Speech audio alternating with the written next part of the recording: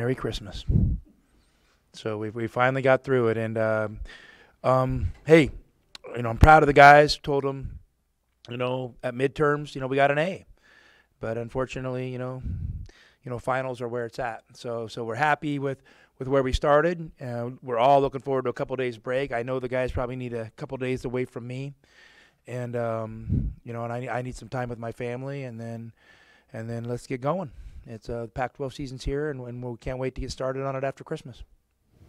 There are times where it felt lethargic a little bit. Would you agree with that? I think they hit a few shots and maybe had us on our, had us uncomfortable. And listen, these games aren't going to be just a, 40-minute fast break frenzy, alley-oop dunk contest. It's just, the Morgan State. Listen, we're spoiled here. Morgan State hasn't played a home game all year. Imagine that. You haven't played a home game. And so they got it tough. And, for they're road warriors. So, so they came out and they played good. And I bet they have a pretty good conference season once they start getting some home games under their belt. So how do you rate the end of the season? Because you guys had some really big wins, but also these last two games you haven't been terribly happy about. A. Finals. Well, we're not at the final yet. I said the finals are where it's at. We got to see how we play in the Pac-12 in the postseason, but from this point of the season, I think it's an A. I don't think I think it's pretty hard to argue that. Probably not 100%, maybe not an A+, but it's an A. For a guy that you see every day in practice and here now, Azulis continues to impress. That half-court dribble, dunk, all that stuff. Just your thoughts on seeing him every day. Well, I don't know if he could recreate that again. I've seen him try some of those things that haven't worked, and but Zoo's really coming on, and he's just so consistent, and he scores in different ways, and to make a couple threes today, and and he's handsy on defense. He gets out in transition. He's hitting the offensive glass. So I love where he's at, and I think he's gonna continue to improve. How do you think Pella responded to your message the other night? He's getting there. I still think there's some possessions that he and I will go back and watch together that I just think, that we're going to be able to pinpoint, things and areas he can grow on. He and I have had some good conversations, and the one thing I know about Pella is he might be a little bit of a slow starter, but he's a strong finisher. And I know he wants to play great for the team, and he's a really good player on a really good team right now, and good. But again, there's room for growth, and we're going to attack that. Part of the growth in the front court this season has been Umar, clearly, and can you just talk about his first half of the season? Umar gets an A+. He's been incredibly consistent. On the offensive end, he's delivering.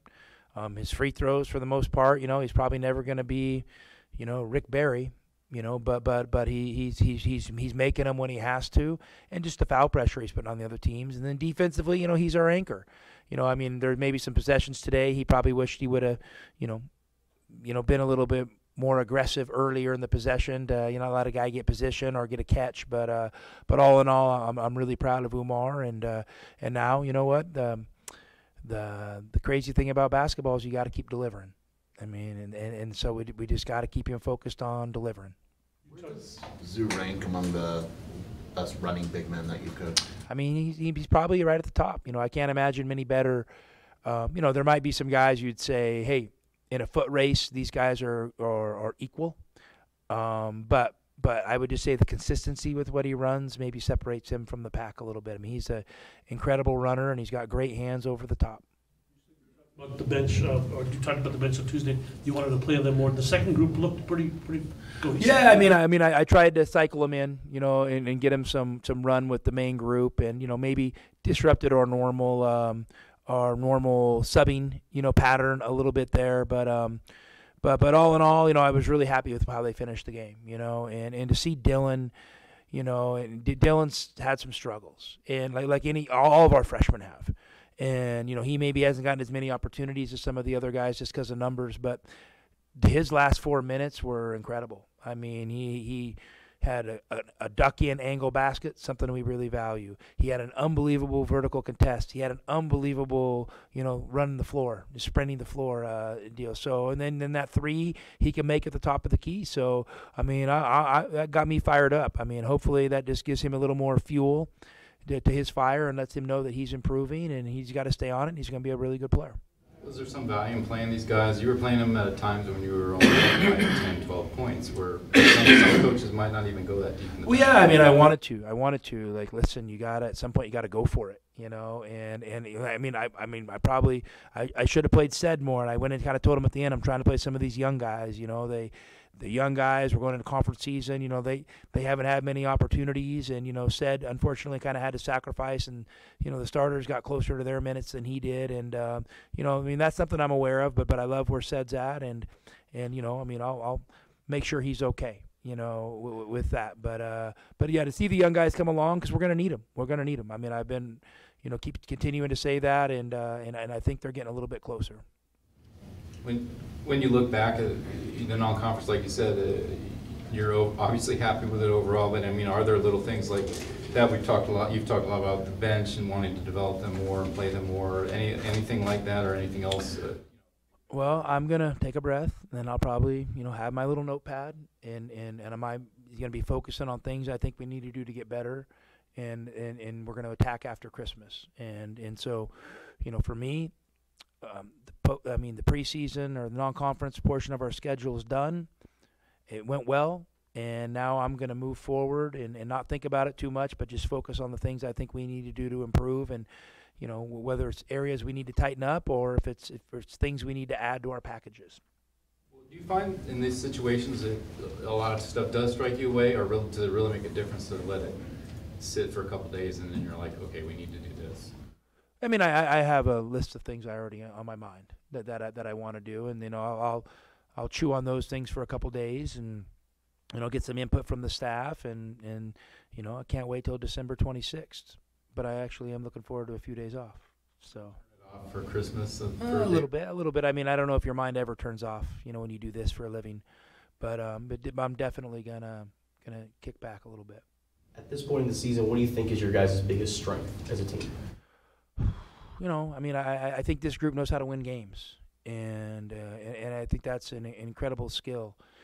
And I also think our greatest strength is I think we have room to grow. You know, I don't think we've come close to, you know, our ceiling yet. So, you know, I'm gonna be in a growth mindset, and figuring out how this team can get better week by week in late December, January, February, because that's what it takes. I mean, that's really what it comes down to. So, you know, we've kind of put ourselves in position, you know, to have a successful season, and now we got to continue to double down on getting better. You are tied for the second best start to a career ever.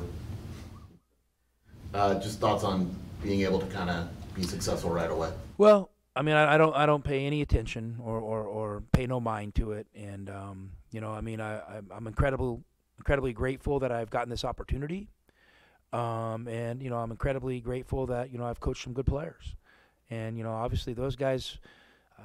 I mean, I'm looking at my shooting numbers and my averages, and they're pretty low, you know, so almost zero. They are zero, so.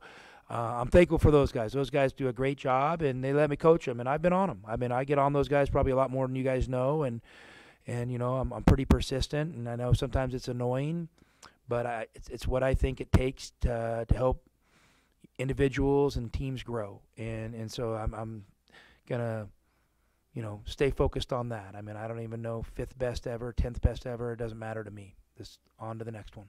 Where do you think your team has grown defensively, and then where do you think they still need to improve? Well, I think there's a lot of room for growth there, you know, and, you know, we just got to get comfortable with kind of, you know, philosophically, you know, we've kind of went one direction, then we kind of went another direction, and, you know, maybe we need to get in between those areas a little bit, and I just got to get comfortable, you know, pinpointing, you know, game by game what we got to do to be better, and I think we have a lot of room to grow at that end of the floor, you know, and listen, I don't look at the analytic numbers. I mean, I know what our efficiency ratings are, but I don't look at how they compare to other people, because I'm just focused on winning the next game, and what do we got to do to win the next game, and so, and I know defensively overall we can continue to grow and get better.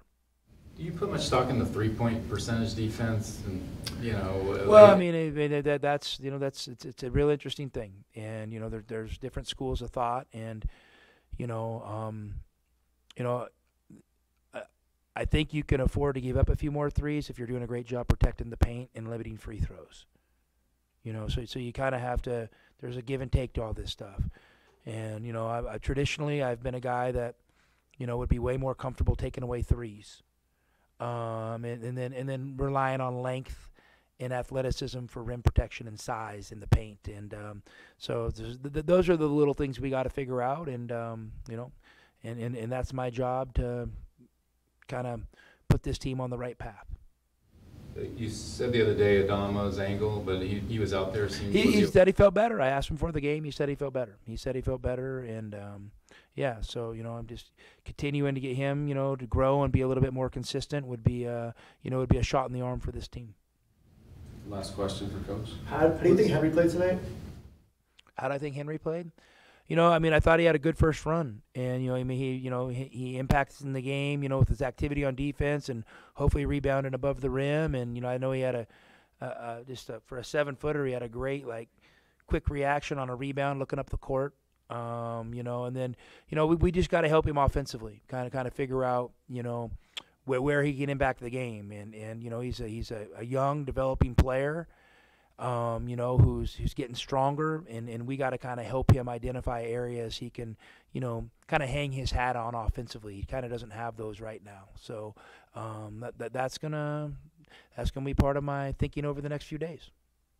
Thanks, Coach. You guys can be off till Monday, or when you come back? Bruce, you and my schedule. I don't know. What is today? Thursday. Yeah, I don't even know.